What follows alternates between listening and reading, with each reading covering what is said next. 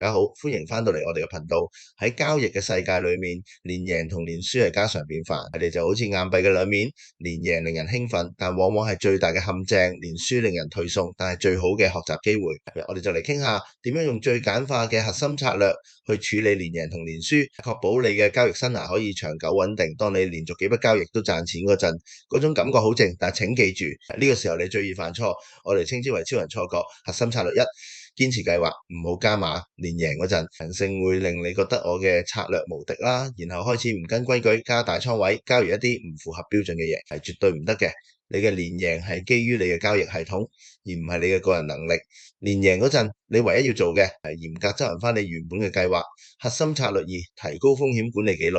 連贏嗰陣，係個戶口嘅淨值喺度增加，呢個時候你可能會覺得蝕少少冇所謂。錯，連贏嗰陣，你應該更加嚴格咁執行指示，因為下一筆虧損隨時會嚟，你必須確保佢唔會侵蝕晒你連贏嘅大部分利潤。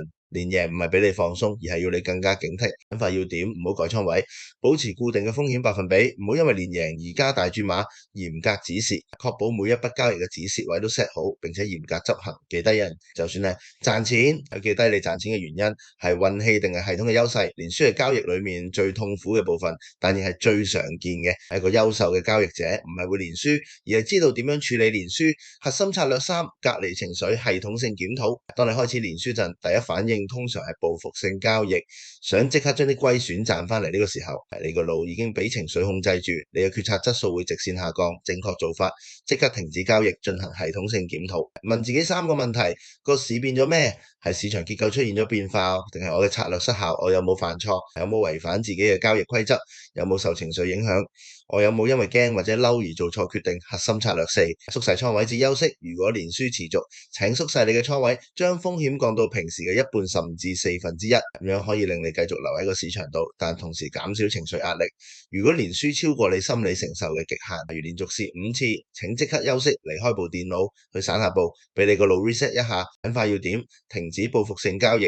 蝕錢之後即刻停手，唔好諗住即刻賺翻嚟。睇翻交易日誌，睇出連輸嘅根本原因係策略問題定係執行問題。降低風險，縮細倉位，直到你揾翻信心同紀律。強制休息，set一個連輸上限，一到上限就強制離場休息。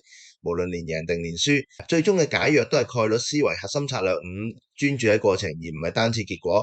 交易嘅本質係概率遊戲，你嘅策略可能有60%嘅勝率，即係話你仲有40%嘅機會會輸。連輸可能就係咧40%概率嘅集中爆發，呢啲完全係正常嘅。你一定要將注意由咧單交易會唔會賺錢，轉移到我有冇嚴格執行我嗰套高概率策略。只要你堅持執行有正期望值嘅策略，長遠嚟睇，利潤自然會出現。總結一下，連贏嗰陣先保持謙虛，係話提高幾嗰陣連輸率要保持冷靜，系統檢討，縮細倉位或者休息。記住，交易係一場馬拉松，唔係短跑。處理好連贏同連輸，你先可以成為一個長期嘅贏家。如果你覺得呢段片對你有幫助，請點讚閱同分享你嘅交易夥伴。我哋下期再見。